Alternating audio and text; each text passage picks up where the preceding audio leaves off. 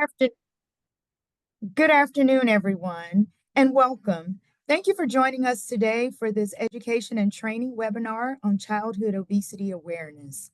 We are grateful for your time and commitment to this topic, and we look forward to a meaningful discussion and learning together. As a disclaimer, the Louisiana Department of Health employees, contractors, affiliates, etc., have no actual or potential conflict of interest in relation to this program presentation. The content herein is intended for general guidance, not as legal advice.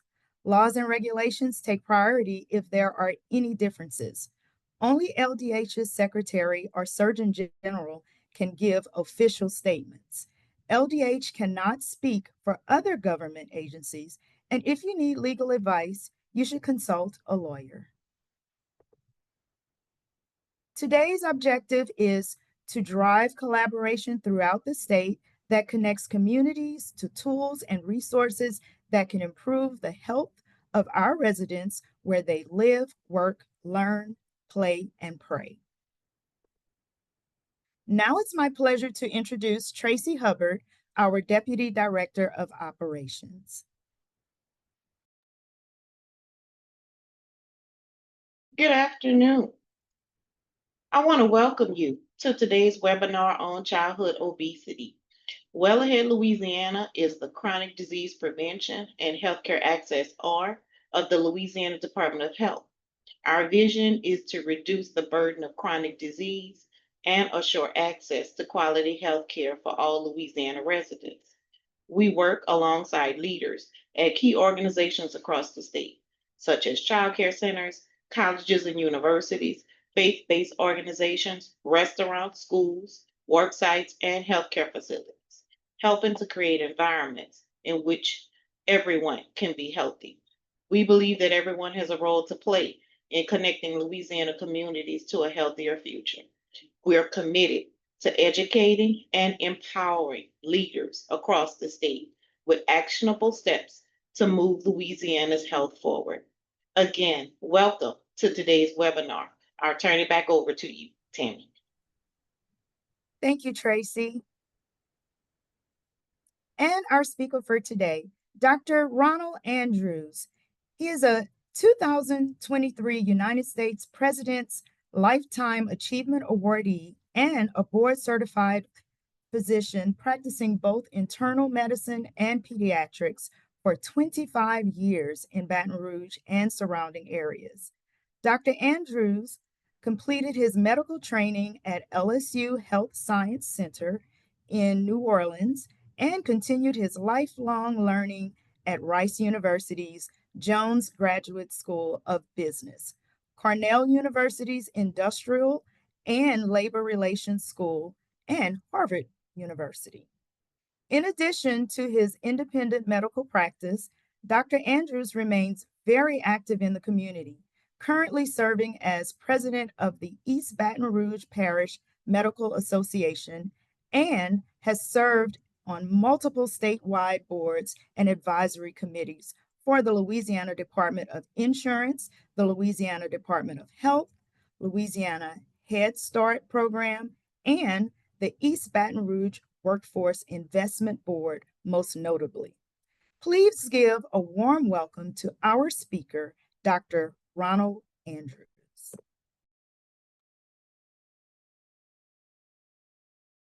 Good afternoon, everybody. Thank you, Tammy, for that warm introduction. I'm excited to be here and honored to be here as well.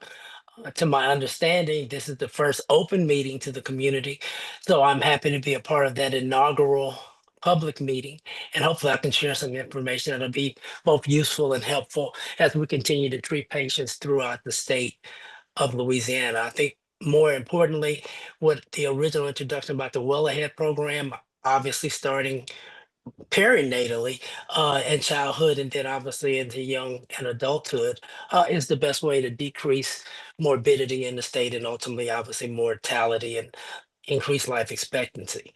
So I'm glad to be here to talk about a very important topic that I think that we could all benefit from in treating our patients, and that is how we approach childhood obesity.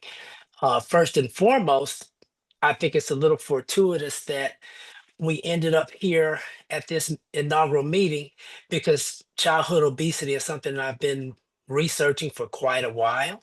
And I don't know that anybody was on the top of anyone's mind or head that that was the case. But I was fortunate when I trained at LSU Pediatrics in New Orleans that Dr. Robert Suskin, if some of you know his name, he was the dean of the Department of Pediatrics. And he was, intensely interested in nutrition and childhood nutrition specifically, and has traveled all over the world and lived in multiple countries um, in studying nutrition and its effects. And I think he was the founding dean now of up to maybe about four different medical schools. So it was great that I had the time with him. So together, while he had started research in childhood obesity and nutrition, together in the mid 90s, he had a keen interest in childhood obesity and how it led to other medical problems.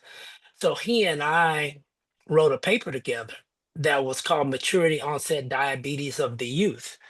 And it was a multi-year study, multiple locations where we followed, mainly starting at Charity Hospital in New Orleans, but followed them through our multiple locations where we took kids that were overweight or obese, and if they surely tested where their A1C level was over 6.5, we introduced them to the study or the treatment arm of the study.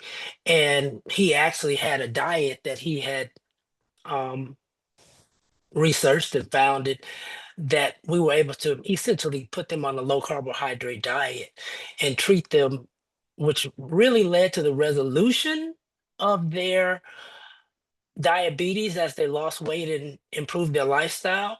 But just like I'll talk later in the slides, unfortunately, even with some of the modern day treatments that are often talked about on the news, online, and magazines, and come at a great expense, a pharmaceutical expense, uh, the key is going to be, and if anybody logs off early, it's going to be lifestyle change and lifestyle modification. And that's how we treat and beat this disease and the problems that it's causing. So, getting to the slides, if we want to talk about obesity in children, what we have to do is understand that it's a lifelong disease and it's something that needs to be managed appropriately and adequately. And oftentimes, what we see is as people age, what the slide says in summation is that people age, the more weight that they are prone to gain. So while you will see some overweight toddlers, you will see some overweight young adults at age. So obviously, adolescents way more, and when we're talking about is when you're talking overweight, way more than toddlers or younger children and young adults, way more than adolescents, and obviously into further into adulthood until we get much later in life where people's weight kind of balances or they even lose weight as they become senior citizens. But in talking to you today, we have to understand that it's not just in Louisiana, it is a nationwide problem in the United States. But unfortunately, as we'll see as we go on, that Louisiana is burdened significantly by overweight and obesity, and it does add to our expenses, both medically and financially, that the department has to deal with in treating these people and getting them to a longer, healthier life. So if we could treat that overweight and obesity, it could decrease those costs and increase life expectancy and the quality of life. We can go to the next slide. So if you look at obesity in the US, as far as age, as I said earlier, younger kids continue to gain weight, and younger kids are more obese than the older kids and young adults. And I'd say on this slide, the main thing is as the exception of this increasing weight, usually the tipping point is about 80 years old, where older adults lose weight because they have both, if we're talking intake and output, especially if we're talking to doctors and nurses or people in the medical field, you know, obesity is a caloric intake and outtake, plain and simple, although there are other metabolic problems that can contribute to that. So as obviously the older we get, and we're talking once we get to 80 years and beyond, obviously they have less for the most part, caloric expenditure, but obviously less intake as well. And then that leads them to be the exception to the rule that people gain weight more as they live. And we have to modify that in our lifestyle so we can prevent the obesity from getting worse and worse. Next slide, please. So if you look throughout the US, we can look racially, some certain racial and ethnic groups where obesity is a part of every culture or nationality, ethnicity. If we look here in America, what we know, surely if we split up boys versus girls, that with girls, Mexican Americans, and really what you'll see is boys and girls, Mexican Americans are more likely to be overweight here in the United States, followed by African Americans and then Caucasians. More specifically, with boys, the Mexican Americans are surely their boys are heavier than the other cohorts, but is a problem that affects us all and we all need to address. But just looking at the divisions of the different demographic groups who suffer the most from obesity. Next slide. So now getting closer and more to Louisiana.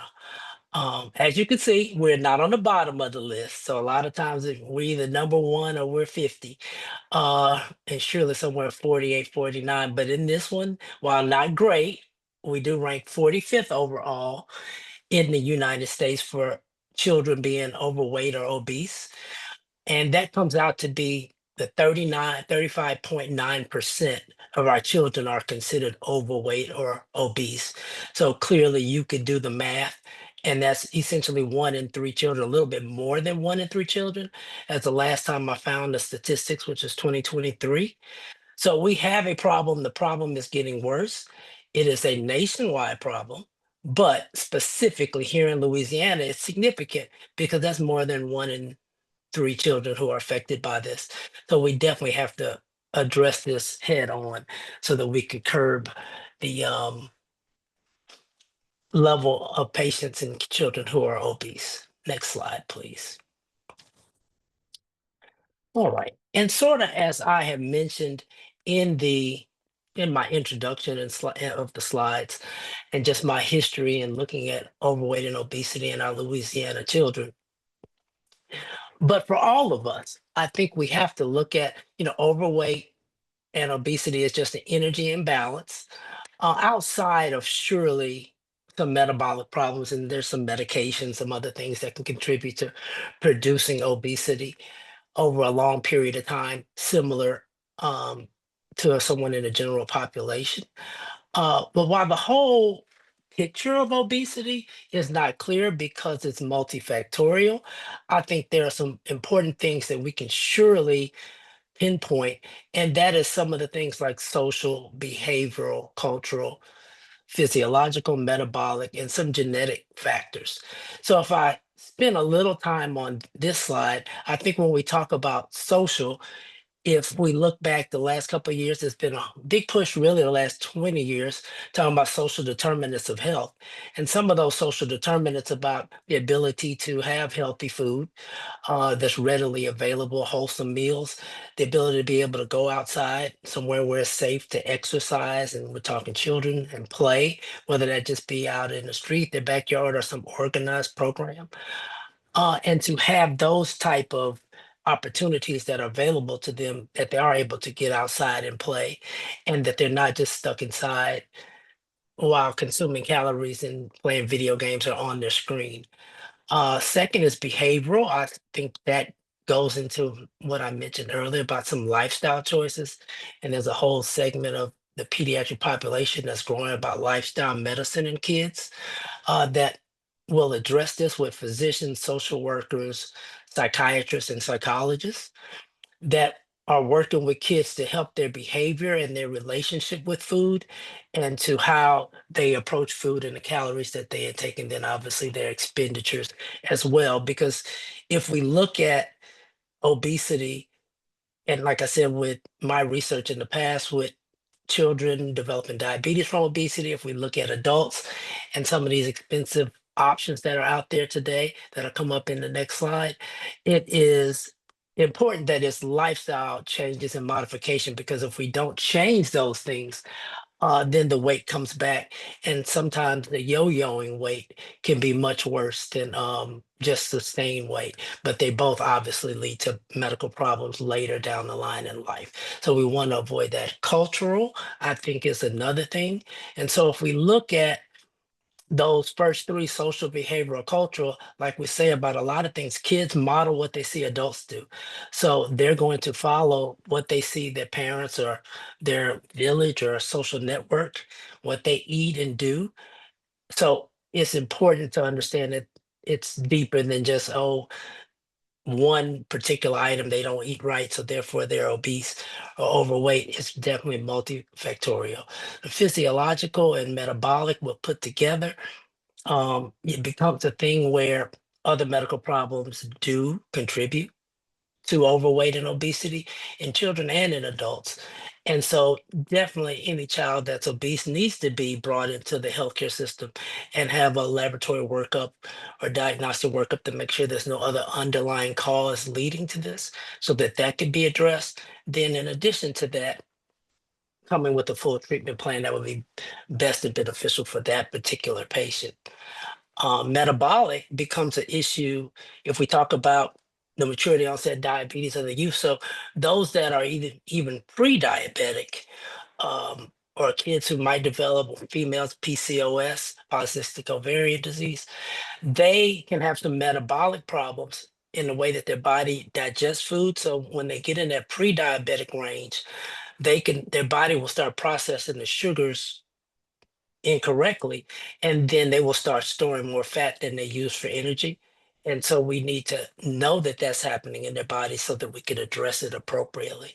And then I'd say definitely genetic factors. And I think genetics kind of goes with everything in the entire list, because sometimes you see an overweight grandparent or parent or caretaker or siblings, but then you have to realize that they obviously live together, they eat together, and so many other things. So it's not just, oh, family X is, they're all overweight and that it must be a genetic problem, but that all of these other five or six things may be contributing to it. Uh, and then I pull down a little bit lower and we talk about behavior and environment, and we talked about social determinants of health. But I think that this is a big area, because with anything, and just giving a little bit about my background, and this is not pediatrics, but there was a time a few years ago at Women's Hospital here in Baton Rouge where I did the physicals and took care of all the patients that received some type of weight loss procedure, whether that would have been a full gastric bypass, the gastric sleeve, or a lap band. And what you find out is a lot of the patients, and these are adults clearly, let me just clarify again. A lot of the patients initially lost weight, but if they don't change their behavior and they don't change their environment and relationship with food, I would say 9 times out of 10, that weight came back over time, because it's not instant, but it's excess calories or energy imbalance over a time period with decreased expenditures that creates the problem by and large. And I'm telling you, those patients more than not gained the weight, even though we had them see a psychiatrist for several times before they were able to have the surgery. If they really didn't change their lifestyle and get ongoing care, as far as their weight, then the weight unfortunately did come back regardless of what procedure they had. So it's important that we understand that behavior plays a significant role in lifestyle medicine and changes, as well as far as the prevention and the treatment. We'll go to the next slide. So coming to the next slide, if we talk about diet and exercise and then treatment. So the one thing I think, in addition to some of the things that I've said, if we want to take a big takeaway for children in this talk, is that the wrong way to look at it, in my opinion, and most of the medical research, is that we don't want to look at children as we want them to lose weight, at least not early on. What we have to be cognizant about is that children are going to continue to gain weight because their bones are still growing, their organs are still growing. They have to still grow. So when we're looking at a patient, if we're saying under 18, we have to understand surely the younger children, and by the time are getting closer to 18 or 21, surely they're stopped growing their height, so on and so forth, and they're going to be their adult size. But we really want to kind of stop their bell curve and have them the first to plateau.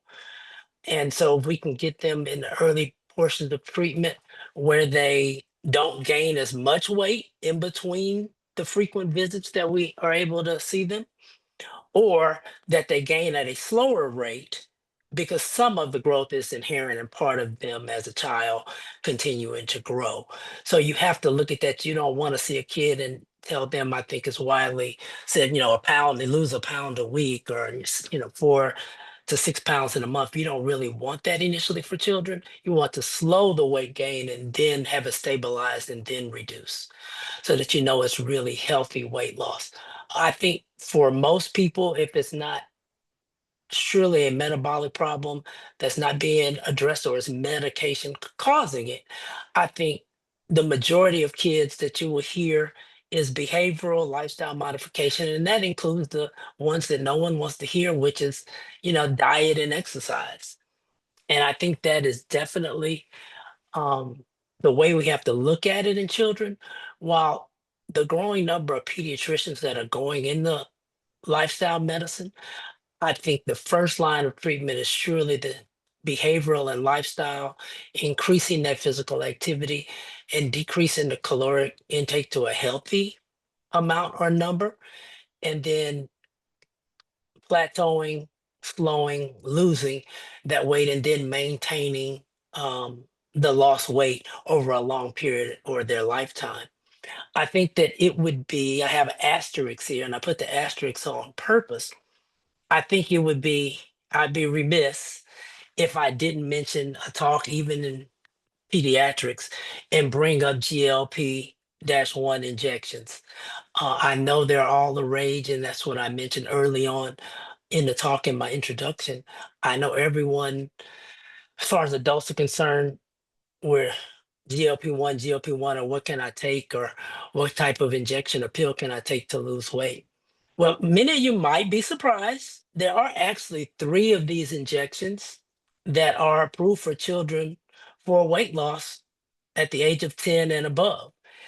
And while I know, I believe was Tammy gave us the introduction and all the disclaimers, I'm not telling each and every one of you to push these medications on your children or patients, but there are three that are available.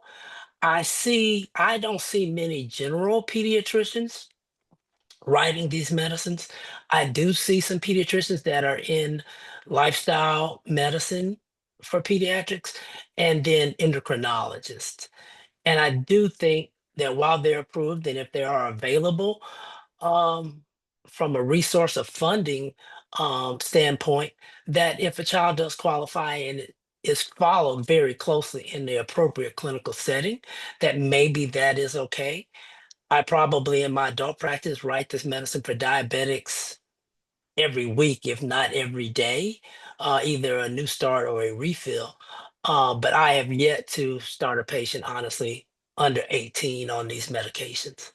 So it's just something to think about, it's something to be aware. I thought I would be remiss if I didn't mention that that is available and approved for children 10 years of age and older, but I have not seen widespread adoption as it is in the adult population, because no medicine comes without um, side effects and risk, and there are health risks the longer you take this medicines or these medicines.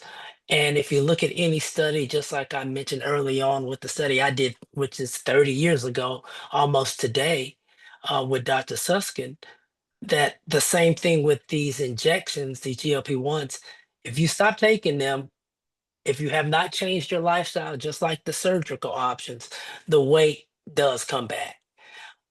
So it's something to be kept, I think, in the forefront, that if you're starting somebody at the age of 10 on this and their lifestyle doesn't change, they have a long life expectancy, um, and their weight will still need to be managed over time.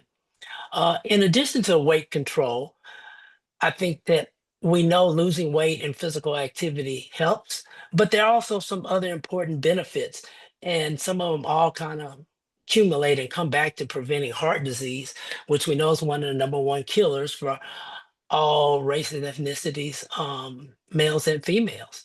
So preventing heart disease is number one. You know, a little bit on the side, there have been studies where they have done autopsies on obese children, and that is where they either died of unknown cause or they died of something that they deemed the autopsy was necessary. And they find coronary artery disease in teenagers, young teenagers who are overweight, though it's not did not cause their death and it's not causing any medical problem, because we know for the majority of people, your coronary arteries in adults have to be severely occluded before they start having symptoms that they get them evaluated at a medical facility or doctor or cardiologist. But they did have coronary artery disease in children. So it's something to think about. The second one is cholesterol levels. I think most of the Academy of Pediatrics recommends that children at least around the age of 13, when they become a teenager, they at least have one blood sample checking their cholesterol so that we will be aware if that's a problem. Then having high cholesterol leads back to the first one, which is heart disease. And we know we want to prevent that. And I've brought diabetes into the conversation several times. And the same thing with the overweight and sedentary lifestyles that does increase the risk of having diabetes, whether it's in your family genetics or not. Then obviously, unfortunately, we know that diabetes leads to heart disease, and that being the number one killer. So it's not just a cosmetic thing that we need to decrease overweight and obesity in children and then subsequently adults, but that it does cause increased morbidity and mortality to our patients and residents here in the state specifically.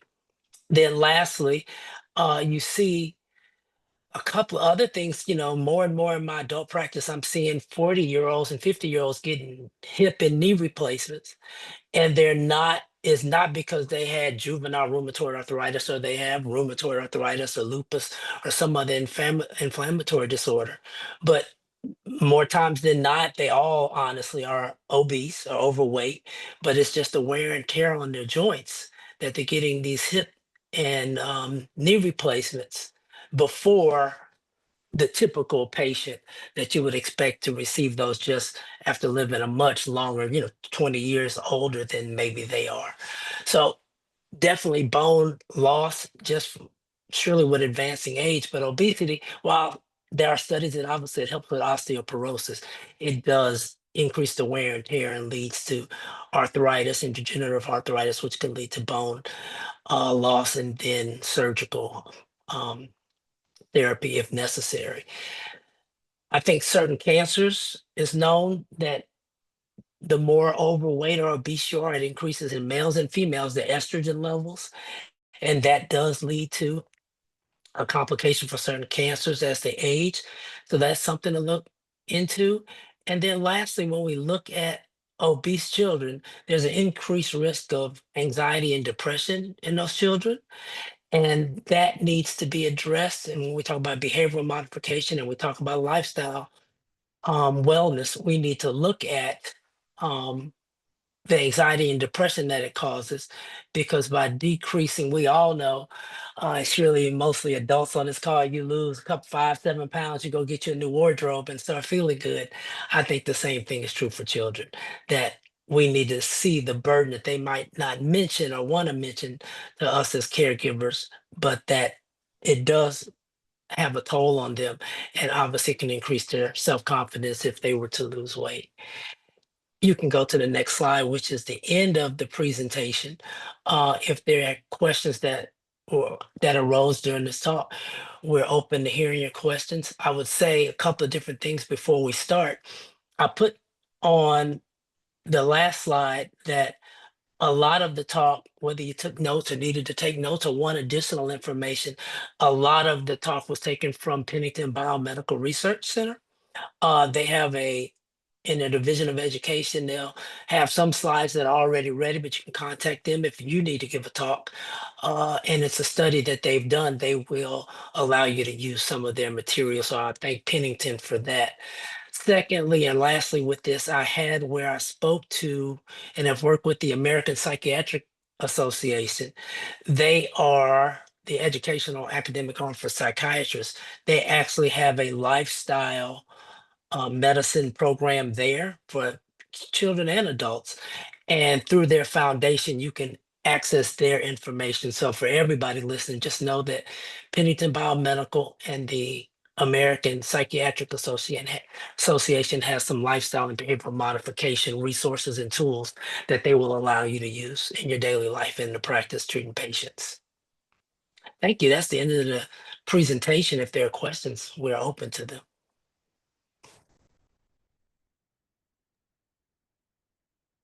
Thank you, Dr. Andrews. I think we're going to look and see if there are any questions in the chat. All right, we do have one question in the chat. It is for Dr. Andrews. That question is, what are your thoughts on screen time and tips for families to limit use? That is a great question. And I don't know if this question came up before I mentioned it, but I think screen time, unless, you can look and you're doing one of these weight loss apps, or you're looking at, yeah, I know even some video games have some activity in them. Most screen time is sedentary. I think that surely depending on what you're looking at, and I know some of the common apps that are popular with children, everybody post what's their best lifestyle, right? You post the content you want people to see and think about you. So I think the society that children are growing up in is extremely hard for them because people only posting the best of the best and everybody's, a supermodel or elite athlete. But I think all of us, even adults on this call, could reduce screen time. But I think unless that screen time is involving exercise and calories outside of education, obviously, the more screen time, the less time they're being out and physically active. And that's why I mentioned that I hope that as we talked about over the last several years with social determinants of health, that there are avenues that children can get outside and play, and whether it's organized or not, so that they can detach from the screens and live their life more outside and in color so that they can burn calories and reduce our incidence of obesity.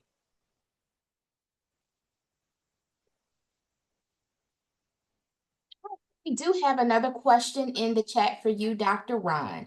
It says, besides webinars such as this, how is this education being disseminated throughout the state to providers, especially pediatricians? I think that's a great question, and some of our moderators may even be able to answer this better than me. But if you look at the Well Ahead website, their page on the Department of Health, I think there's a plethora of information. So I think the main thing is for the department to continue to push out Well Ahead to all providers. And I'm by no means not saying that they aren't, but just in addressing your question, to continue to push it out and make people aware of the resources. And as they have it on the slide, the wellahead.com, there's a plethora of information about some of the things that are being done in and around the state.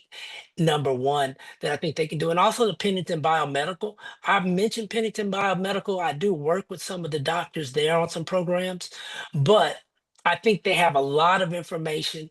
And I think that they could do an even better job when they do these studies, disseminating that information so that we're all aware of it. And I've said that and talked to them about that as well, so that that wealth of information just isn't in a vault. And I think they're doing a good job trying now to get that out so that it can help everyone.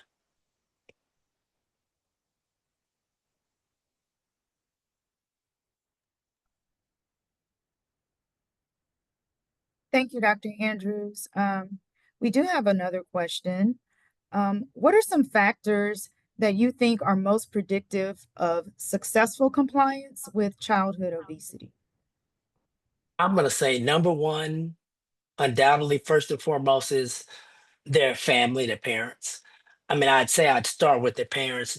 Every family is different, so whoever the primary caregivers are is the number one thing. And I think you see the most success if obesity runs in a family, that the entire family adopts these changes and not just the one particular child you may be treating.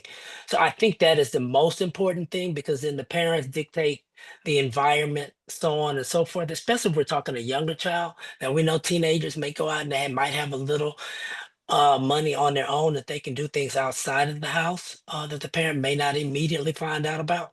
But when we're talking young kids and we're trying to change their behavior, I think you have to start with the caregivers and then go from there to have the most success and long-term success. And I'll often tell my parents when I see them in the clinic is in most cases, in these younger kids, if you don't give them the money or you don't buy those groceries that are not healthy for them, then they won't have access to them. Or they surely won't on a continuous basis have access to them. So I think the caregiver is the biggest part of that portion of the therapy. Awesome. We do have another question or two in the chat. Okay, bring The them on. next question is, how can we get legislation on board to bring back required dedicated physical education or PE time in K through 12 schools to address the lack of physical activity in youth? Well, that is a great question as well. And I intentionally left that out of my slide deck because clearly we could have a whole webinar just on that. But I think with the way you pose the question is talking to your state legislators and the school and the respective school boards, whichever parish you may reside. I think the issue obviously is finances, right? It's finances and then the education and the days of and hours of course treatment, and they want to pass those LEAP tests, so on and so forth. But I think it is making sure that we talk to our legislators, school board members, and the administration of these school districts that we impress upon them how important it is. And I say that because we can go back to social determinants of health on that. I don't know a private school that doesn't have PE mandatory, and that the children don't get some time, you know, more time for breaks or recess. So I do understand the different demands that are on each of those programs, student educational pathways. But I think talking to the legislators, the school board, and then obviously the administrators in your local parish, as far as the school district, is where you should start with that, where we all should start, because it is definitely important. And I agree with you. Absolutely. And we have one final question in the chat for you, Dr. Andrews. It says, where can we find nutritional guidelines to share with parents? So I would say that one is easy. I would say I would start at Pennington. If you go to Pennington, um, and you go through the tabs, they have a educational tab, and in that education, they have slides, studies, even pamphlets that you can print down and possibly even order from them if you want a nice glossy one. But they have the information on Pennington. I was actually impressed. I'd been on Pennington's website before, but in preparing this talk, I went on there specifically in regards to this, and they had an enormous amount of information. But as the previous question, we just have to make sure everyone knows where to find it.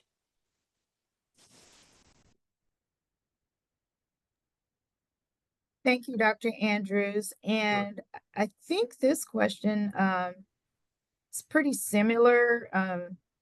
Can you discuss some of the key health promotion recommendations to improve care, enhance quality of life, and prevent complications with bad eating habits? Yeah, I think that we have to go back to, it's a little bit different question. I think we have to go back to, and this is not scientific research, so I don't want to go too far in it. But if you look at all of the popular diets that you hear, whether it's the Atkins diet, just naming some, not endorsing them, Atkins diet, South Beach diet, low carbohydrate, high protein, and all of these different diets, what I've noticed, at least as a clinician, is each of those diets eliminates something. And I bring that up to say, I think some of the problem, and this is not the Department of Health, this is my own opinion. Some of the problem is probably the food pyramid. Because if you look at all those popular diets that people do lose weight on, they're not eating the entire food chart or diagram. Maybe at some meals they do, maybe some meals they don't, but they don't put a protein, a carbohydrate, so on and so forth, all on their plate at the same time.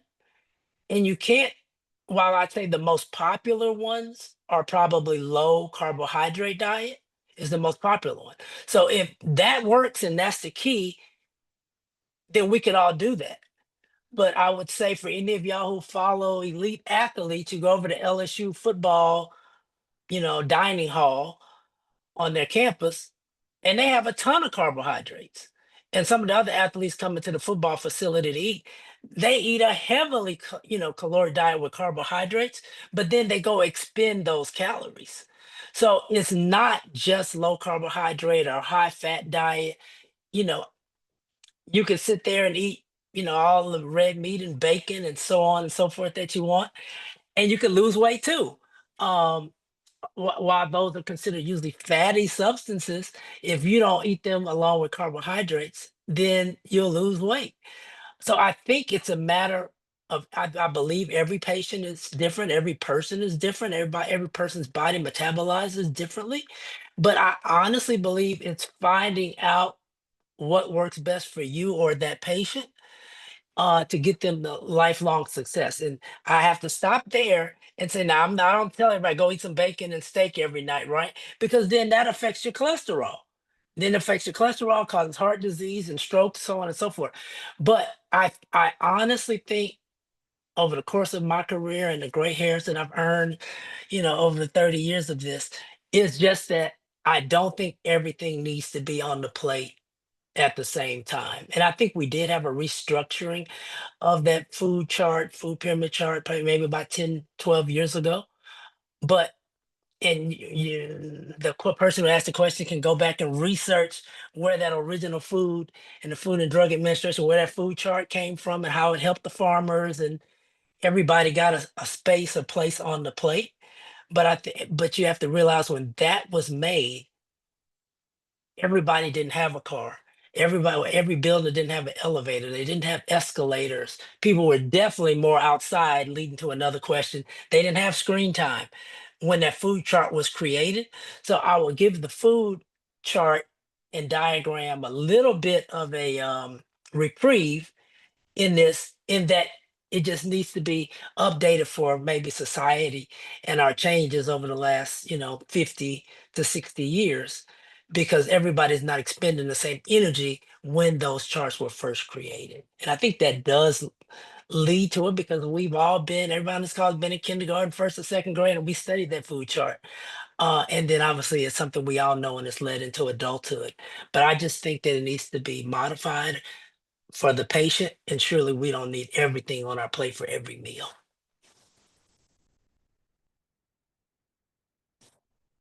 Thank you, Dr. Andrews. And our final question. I know that you have covered some of this in your presentation, but what are some of the best ways to practice healthy eating habits in school settings?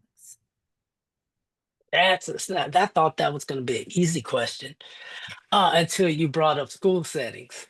Obviously, first, the children are going to school, and they're kind of on their own unless we have some social caseworkers or educators here on the phone call.